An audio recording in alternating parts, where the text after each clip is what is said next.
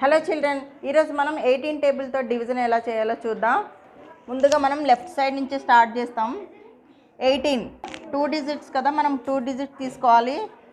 76 ఉందా ఈ టేబుల్లో? లేదు. దగ్గరగా ఉన్న 72ని తీసుకోవాలి. 72 any times? 4 times. 18 4s are 72. Now subtract. 6 minus 2 is 4. 7 minus 7 is 0. Now take down 4. 4 4 44. 44 ఉందా? లేదు. 36 ఉంది. Any times? 2 టైమ్స్. సో 2 ఇక్కడ వేసి 18 2s are 36. Now subtract. 14 minus 6 is 8. 3 minus 3 is 0. Now take down 3. 83 లేదు. 72నే ఉంది. Any times? 4 టైమ్స్.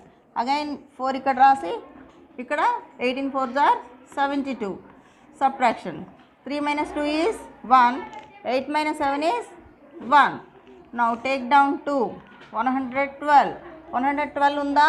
లేదు. దానికి దగ్గరగా ఉన్న number 108. Any times? 6 times. 18 6s are 108. Subtraction చేయండి.